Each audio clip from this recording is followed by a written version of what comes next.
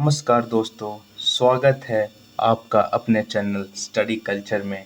आज से हम भारतीय राज्य व्यवस्था को पढ़ेंगे और आज का हमारा टॉपिक है भारत का संवैधानिक विकास। तो चलिए दोस्तों शुरू करते हैं। एनसीईआरटी पे बेस्ड ये सारे क्वेश्चन को मैंने तैयार किया है दोस्तों। और आज से राज्य व्यवस्था, भारतीय राज्य व्यवस्था का ये टॉपिक स्टार्ट हो रहा है और ये 15 से 20 दिनों में मैं भारतीय राज्य व्यवस्था को एक एक चैप्टर को अच्छे से डिटेल में करवा दूंगा दोस्तों। तो चलिए शुरू करते हैं दोस्तों। तो भारत का संवैधानिक विकास, तो दोस्तों ब्रिटिश द्वारा समय समय पर कुछ एक्ट या अधिनियम और चार्टर एक्ट और रेगुलेटिंग एक्ट लाए गए, जिसके तहत हमारे भारत के संवैधानिक विकास में हमें पुश मिला, हेल्प मिला, जिससे हमारा संविधान निखर के आया दोस्तों। तो चलिए शुरू करते हैं दोस्तों। रेगुलेटिंग एक्ट 1773 द्वारा सर्वोच्च न्यायालय की स्थापना कहाँ की गई थी? तो कलकत्ता में दोस्तों 1774 में। भारतीयों को भारत में प्रशासन में भाग लेने का अधिकार किस अधिनियम के द्वारा प्राप्त हुआ? तो चार्टर एक्ट 1833 के तहत दोस्तों। भारतीय भारत के प्रशासन में किस एक्ट के तहत भाग लेने लग गए? तो चार्टर एक्ट 1833 के तहत दोस्तों।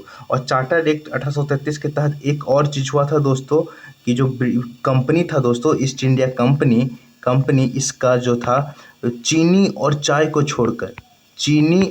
को छोड़कर जो व्यापारिक एकाधिकार भारत पे था, व्यापारिक अधिकार जो भारत पे था वो समाप्त कर दिया गया था दोस्तों। तो किस एक्ट के तहत?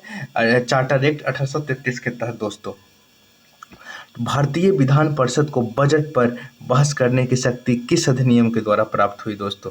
तो भारतीय विधान परिषद, जो भारतीय थे विधान परिषद में, उनको बजट पे बहस करने का जो अधिकार प्राप्त हुआ दोस्तों, वो भारत परिषद अधिनियम 1892 के तहत हुआ दोस्तों।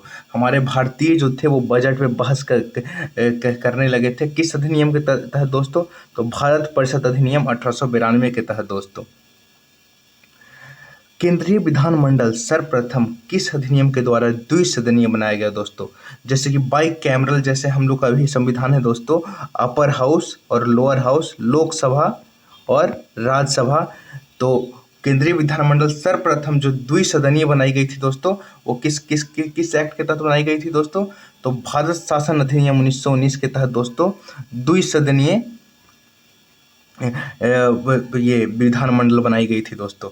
किस अधिनियम के तहत? 1919 के भारत शासन अधिनियम के तहत दोस्तों केंद्र विधानमंडल को द्विसदनीय बनाया गया था।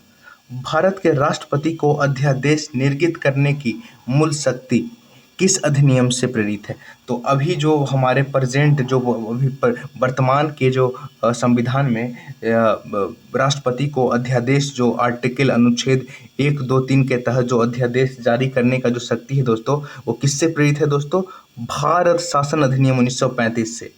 तो अभी जो अध्यादेश जारी करते हैं हम लोग के जो कानून, जो 6 महीने तक वैलिड होता है, जो अध्यादेश जारी करने का जो अनुच्छेद 101, 2, 3 में है दोस्तों, जिससे अध्यादेश जारी कर कोई भी बिना राज्य और लोकसभा के मत के राष्ट्रपति कानून बना सकता है दोस्तों। वो जो प्रेरित है वो भारत शासन अधिनियम 1935 से प्रेरित है दोस्तों। इसके तहत तो उस समय का जो गवर्नर जनरल या जो वाइसराय होता था दोस्तों, वो कोई भी कानून अध्यादेश जारी करके बनाता था दोस्तों। केंद्र में द्वैध शासन व्यवस्था की अधिनियम किस अधिनियम के द्वारा लागू की गई दोस्तों? तो भारत शासन अधिनियम 1935 के द्वारा। तो भारत शासन 1935 के द्वारा एक और चीज जो लागू हुई दोस्तों, वो थी केंद्र में द्वैध शासन दोस्तों। केंद्र में द्वैध शासन। ब्रिटिश भारत में किस अधिनियम में संघीय शासन का प्रावधान हुआ? तो दोस्तों ये भी भारत शासन अधिनियम 1935 के तहत ही हुआ था दोस्तों। कि संघीय शासन का प्रावधान जो हुआ था भारतीय शासन अधिनियम 1935 के द्वारा हुआ था दोस्तों। और अखिल भारतीय संघ स्थापित करने का प्रावधान इसी अधिनियम के तहत हुआ था दोस्तों। क्या भारत शासन अधिनियम 1935 के तहत हुआ था दोस्तों। तो भारत के संविधान में केंद्र और राज्यों के मध्य किया गया शक्तियों का विभाजन भारत सरकार अधिनियम 1935 पर आधारित है दोस्तों। तो ये ध्यान रखिएगा दोस्तों, ये जो भारत शासन अधिनियम 1935 है दोस्तों, इसके तहत बहुत सारी कानून विधियां बनाई गई थी, जो कि हमारे तत्कालीन संविधान में बहुत सारी ऐसी चीज़ें हैं जो इससे उठाई गई हैं दोस्तों। भारत शासन अधिनियम 1935 के तहत उठाई गई हैं दोस्तों। तो ये भारत शासन अधिनियम 1935 के तहत जितने भी ये टॉपिक मैं आपको करवा रहा हूँ दोस्तों, ये सारा आप अपने दिमाग में अच्छे से रख लीजिएगा दोस्तों। इससे क्वेश्चन आता ही, और जितना भी क्वेश्चन है दोस्तों एनसीईआरटी बेस्ड है दोस्तों, और प्रीवियस ईयर में आया हुआ है दोस्तों। तो चलिए आगे बढ़ते हैं दोस्तों। एक निर्वाचन संविधान सभा द्वारा भारत के संविधान निर्माण करने का प्रयास किसके द्वारा किया गया? तो क्रिप्स मिशन के द्वारा। क्रिप्स मिशन के द्वारा क्या कहा दोस्तों कि सब भारत का जो संविधान निर्माण होगा वो एक निर्वाचित संविधान सभा द्वारा, एक संविधान सभा होगी जिसे निर्वाचित किया जाएगा और उसी के द्वारा संविधान का निर्माण होगा। ये किसके द्वारा हुआ था दोस्तों? क्रिप्स मिशन के द्वारा दोस्तों। भारतीय संविधान सभा का गठन किसके अंतर्गत किया गया था? तो भारतीय संविधान सभा का गठन कैबिनेट मिशन 1946 ईस्वी के अंतर्गत किया गया था दोस्तों। तो कैबिनेट मिशन द्वारा प्रस्तुत योजना के अनुसार संविधान सभा में प्रांतों के प्रतिनिधियों का निर्वाचन किस अनुपात में था दोस्तों? तो कैबिनेट मिशन में जो संविधान सभा के लोगों का निर्वाचन हुआ था संविधान बनाने के लिए, उसमें क्या हुआ था दोस्तों कि 10 लाख जनसंख्या पर एक आदमी को चुना गया था दोस्तों। तो क्या है दोस्तों, ये प्रश्न को बहुत अच्छे से समझिएगा दोस्तों कि कैबिनेट मिशन द्वारा प्रस्तुत योजना के अनुसार संविधान सभा में जो प्रतिनिधि होंगे उसको वो जो हर प्रांत से, भारत के प्रांत से चुने जाएंगे, वो किस अनुपात में होंगे? 10 लाख की जनसंख्या पर एक सदस्य संविधान सभा में चुने गए थे दोस्तों। और ये दोस्तों एक इम्पॉर्टेंट चीज़ जो मैंने डाल रखी है, अंतरिम सरकार जो 1946 में हमारी अंतरिम सरकार बनी थी दोस्तों, उसके सदस्य जो हमारे पंडित जवाहरलाल नेहरू थे, वो राष्ट्रमंडल संबंध तथा विदेशी मामले विभाग के मंत्री थे दोस्तों। सरदार वल्लभ भाई पटेल गृह, सूचना एवं प्रसारण मंत्री थे। डॉक्टर राजेंद्र प्रसाद खाद्य एवं कृषि मंत्री थे। जॉन मथाई उद्योग एवं नागरिक आपूर्ति मंत्री थे। जगजीवन राम श्रम मंत्रालय के अध्यक्ष थे। सरदार वल्लभ सिंह जो थे रक्षा विभाग के अध्यक्ष थे। लियाकत अली खान जो थे वित्त विभाग के थे। और सी राजगोपालाचारी शिक्षा एवं कला विभाग के अध्यक्ष थे दोस्तों, या मंत्रालय के अध्यक्ष थे दोस्तों, या मंत्री थे दोस्तों, जो उस अंतरिम सरकार 1946 में बनी थी दोस्तों। तो चलिए आगे बढ़ते हैं दोस्तों। भारत शासन अधिनियम 1919 की समीक्षा करने के लिए वर्ष 1927 में साइमन कमीशन का गठन हुआ दोस्तों। जो भारत शासन अधिनियम 1919 आया था दोस्तों, जिसके तहत केंद्र में द्वैध शासन लाया गया दोस्तों, मतलब केंद्र में द्विसदनीय जो व्यवस्था की गई थी दोस्तों, ये द्विसदनीय व्यवस्था जो केंद्र में की गई थी दोस्तों, इसकी समीक्षा करने के लिए 1927 में साइमन कमीशन का गठन हुआ दोस्तों। भारत की संविधान सभा की पहली बैठक कब हुई थी दोस्तों? हाँ, तो ये ध्यान रखिएगा दोस्तों कि भारत की जो संविधान सभा थी दोस्तों, उसकी पहली बैठक 9 दिसंबर 1946 को हुई थी दोस्तों। कब हुई थी दोस्तों? संविधान सभा की पहली बैठक 9 दिसंबर 1946 को हुई थी। भारतीय संविधान का प्रथम प्रारूप सर BN राव के द्वारा तैयार किया गया था। भारतीय संविधान का प्रथम प्रारूप किसके द्वारा तैयार किया गया था दोस्तों? तो सर BN राव के द्वारा तैयार किया गया था। संविधान सभा का स्थायी अध्यक्ष किसे चुना गया था? तो डॉक्टर राजेंद्र प्रसाद को। इससे पहले जो अस्थायी थे वो कौन थे? डॉक्टर सच्चिदानंद सिन्हा थे। सच्चिदानंद सिन्हा। इससे पहले जो अस्थायी थे दोस्तों, संविधान सभा के जो अस्थायी अध्यक्ष थे वो थे डॉक्टर सच्चिदानंद सिन्हा थे दोस्तों। भारतीय संविधान में पंडित जवाहरलाल नेहरू द्वारा उद्देश्य प्रस्तावना कब प्रस्तुत किया? जो ऑब्जेक्टिव रिजोल्यूशन जिसको हम बोलते हैं दोस्तों, जो अभी हमारी उद्देशिका है, प्रियम्बल है दोस्तों, प्रस्तावना जो है दोस्तों, वो हमारे प्रथम प्रधानमंत्री पंडित जवाहरलाल नेहरू द्वारा उद्देश्य प्रस्ताव जिसे प्रस्तावना कहते हैं, उन्हें 13 दिसंबर 1946 को संविधान सभा के समक्ष प्रस्तुत किया था दोस्तों। कब प्रस्तुत किया था दोस्तों? 13 दिसंबर 1946 को दोस्तों। नेहरू द्वारा प्रस्तुत उद्देश्य प्रस्ताव को स्वीकृत कब किया गया? 22 दिसंबर 1946 को दोस्तों। तो हमारा जो प्रेम्बल है दोस्तों, इस जो हमारे पहले प्रधानमंत्री पंडित जवाहरलाल नेहरू द्वारा बनाया गया था, उसको स्वीकार कब किया था दोस्तों? तो 22 दिसंबर 1947 को किया गया था दोस्तों। और चलिए आगे बढ़ते हैं। भारतीय संविधान सभा के निर्माण काल में संविधान सभा के कुल कितने अधिवेशन हुए? हमारे जो भारतीय संविधान था उसके तो जो संविधान सभा द्वारा बनाया जा रहा था, वो वक्त वक्त पे संविधान बनाते हुए उसमें कुछ गलती ना हो जाए या फिर कुछ ऐसा लॉ ना बन जाए जिससे आम आदमी को तकलीफ हो, उसके लिए बार बार उसका जांच या फिर एक प्रक्रिया से गुजरते थे जिसे अधिवेशन कहते थे दोस्तों। तो टोटल 12 अधिवेशन हुए दोस्तों। भारतीय संविधान सभा के निर्माण काल में संविधान सभा में कुल कितने अधिवेशन हुए? तो 12 अधिवेशन हुए दोस्तों। तो भारतीय संविधान सभा के निर्माण में संविधान सभा को कितना समय लगा? तो 2 वर्ष 11 महीने 18 दिन। ये याद रखिएगा दोस्तों, हमेशा ये सवाल आगामी परीक्षाओं में पूछ लिया जाता है। भारतीय संविधान सभा के वैधानिक सलाहकार कौन थे? तो सर बी.एन. राव थे दोस्तों। वैधानिक सलाहकार कौन थे? Sir BN. राव। भारत की संविधान सभा के वर्तमान रूप में राष्ट्रीय ध्वज को कब अपनाया गया? तो दोस्तों हमारा जो राष्ट्रीय ये झंडा है दोस्तों, जो ट्राई कलर का है, केसरिया, हरा, उजला और बीच में अशोक चक्र है जिसमें 12 तिलियां हैं, इसे कब अपनाई गई दोस्तों राष्ट्रीय ध्वज के रूप में? तो 22 जुलाई 1947 को दोस्तों। संविधान सभा की प्रथम बैठक की अध्यक्षता डॉक्टर सच्चिदानंद सिन्हा ने अस्थायी अध्यक्ष ने की थी। मैंने पहले बताया दोस्तों कि संविधान सभा के जो अस्थायी जो अध्यक्ष थे वो डॉक्टर सच्चिदानंद सिन्हा थे दोस्तों। तो भारत का संविधान कब स्वीकार हुआ?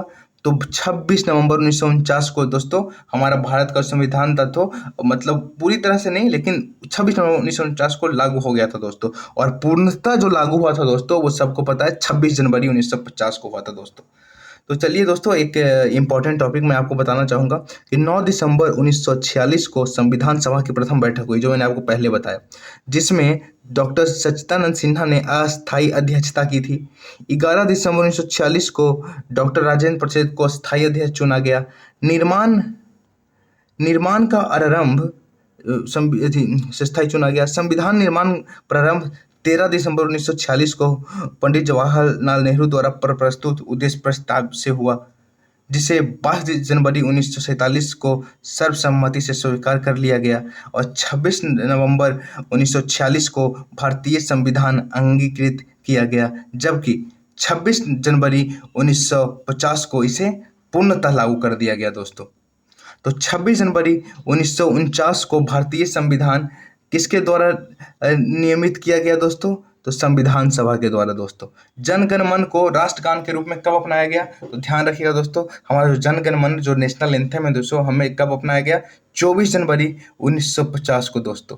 ध्यान रखिएगा दोस्तों। और जो राष्ट्रीय ध्वज था वो 22 जुलाई 1947 को ही अपना लिया गया था दोस्तों, जबकि जन गण मन को 24 जनवरी 1950 को अपनाया गया दोस्तों। भारत सरकार द्वारा अशोक स्तंभ को राष्ट्रीय चिन्ह के रूप में कब अंगीकृत किया गया? जो अशोक स्तंभ है जिसमें ये चारों तरफ शेर लगे हुए हैं, वो उसे हमारा राष्ट्रीय स्तंभ के रूप में, राष्ट्रीय चिन्ह के रूप में अंगीकृत कब किया गया? 26 जनवरी 1950 को दोस्तों। भारतीय संविधान सभा की झंडा समिति के अध्यक्ष कौन थे? यहाँ पे दोस्तों संविधान छूट गया दोस्तों, लिखना मैं भूल गया, इसे आप करेक्ट कर लीजिएगा। भारतीय संविधान सभा की झंडा समिति के अध्यक्ष कौन थे? तो झंडा समिति के जो अध्यक्ष थे दोस्तों वो राजेंद्र प्रसाद थे दोस्तों। संविधान सभा की सलाहकार समिति के अध्यक्ष सरदार वल्लभ भाई पटेल थे। जो संविधान सभा थी उसके सलाहकार समिति के जो अध्यक्ष थे दोस्तों वो हमारे सरदार वल्लभ भाई पटेल थे दोस्तों। प्रमुख समितियां एवं उनके अध्यक्ष, ये ध्यान रखिएगा दोस्तों। संघ समिति, हमारा जो संविधान सभा था वो बनने की प्रक्रिया में बहुत सारे समितियां बनी और उसके अध्यक्ष बने जो अपने अपने काम को ढंग से करके संविधान सभा के निर्माण में अपना योगदान दे रहे थे। तो संघ समिति के अध्यक्ष थे पंडित जवाहरलाल नेहरू। संघीय संविधान समिति, इसके भी पंडित जवाहरलाल नेहरू। प्रांतीय समिति सरदार वल्लभ भाई पटेल। प्रारूप समिति सब जानते हैं, ड्राफ्टिंग कमेटी के कौन थे? भीमराव अम्बेडकर। मौलिक अधिकारों एवं अल्पसंख्यकों संबंधी परामर्शों समिति के सरदार वल्लभ भाई पटेल ही थे दोस्तों। प्रक्रिया समिति के कौन थे दोस्तों? तो डॉक्टर राजेंद्र प्रसाद थे दोस्तों। राज्यों के लिए थी समिति, इसके लिए भी पंडित जवाहरलाल नेहरू थे दोस्तों। और संचालन समिति के लिए डॉक्टर राजेंद्र प्रसाद थे दोस्तों। तो चलिए आगे बढ़ते हैं दोस्तों। संविधान सभा के कार्यों से संबंधित समिति के अध्यक्ष कौन थे? जीवी मालावांकर। ये ध्यान रखिएगा दोस्तों, ये तो ऐसे ज़्यादा पूछा नहीं जाता है लेकिन ये भी याद रखिएगा संविधान सभा के कार्यों से संबंधित समिति के जो अध्यक्ष थे वो जीवी मालावांकर थे। डॉक्टर बी आर अम्बेडकर की अध्यक्षता में संविधान सभा की प्रारूप समिति में 6 अध्यक्ष थे। जो प्रारूप समिति थे, जो ड्राफ्टिंग कमेटी थी दोस्तों, तो उसके अध्यक्ष तो थे वो हमारे बी आर अम्बेडकर थे, लेकिन उनके कमेटी में दोस्तों 6 अन्य सदस्य थे दोस्तों। उनका भी नाम रखना बहुत जरूरी है, ये एग्जाम में हमेशा आता है दोस्तों। तो ये कौन कौन थे दोस्तों? तो एन गोपाला स्वामी अयंगर थे, डॉक्टर के एम मुंशी थे, बी एम मित्रा थे, बाद में उनके स्थान पर इन माधव राव आए थे दोस्तों। अल्लादी कृष्ण स्वामी अय्यर थे, सैयद मोहम्मद सादुतुल्ला थे, डॉक्टर डी पी खेतान थे, और बाद में इनके जगह पे टी टी कृष्णामाचारी आए थे दोस्तों। चलिए दोस्तों आगे बढ़ते हैं। संविधान सभा ने डॉक्टर बी आर अम्बेडकर की अध्यक्षता में प्रारूप समिति का गठन किया 29 अगस्त 1947 को। जो प्रारूप समिति का जो थी ये थी गठन किया गया था दोस्तों, वो कब किया था? जो जिसने संविधान सभा को तैयार किया वो था 29 अगस्त 1947 को दोस्तों। डॉक्टर बी आर अम्बेडकर का संविधान सभा में निर्वाचन किस प्रेसिडेंसी से हुआ था दोस्तों? तो मुंबई प्रेसिडेंसी से हुआ था दोस्तों 1947-50 में, और पहले हुआ था बंगाल प्रेसिडेंसी से 1946-47 में दोस्तों। भारत का संविधान मूल 2 भाषाओं अंग्रेजी तथा हिंदी में लिखा गया था, और सभी सदस्य ने इन दोनों प्रतियों पर हस्ताक्षर किए थे। सभी सदस्य जो जो भी संविधान सभा के निर्माण में चुने गए थे, संविधान सभा के जो अध्यक्ष थे और जो मेंबर थे, वो सब ने दोनों प्रतियों पर, जो हिंदी और इंग्लिश दोनों में, सब पे अपना सिग्नेचर किया है दोस्तों। तो चलिए दोस्तों आज का लेक्चर यहीं तक था, और ध्यान से आप इसे नोट कीजिएगा और पढ़िएगा दोस्तों। इसका मैं पीडीएफ आप बोलिएगा तो मैं एक टेलीग्राम चैनल बना के उस ग्रुप में डाल दूंगा दोस्तों, और कल मैं फिर से इसका अगला लेसन लाऊंगा दोस्तों। चलिए खत्म करते हैं दोस्तों। बाय बाय दोस्तों।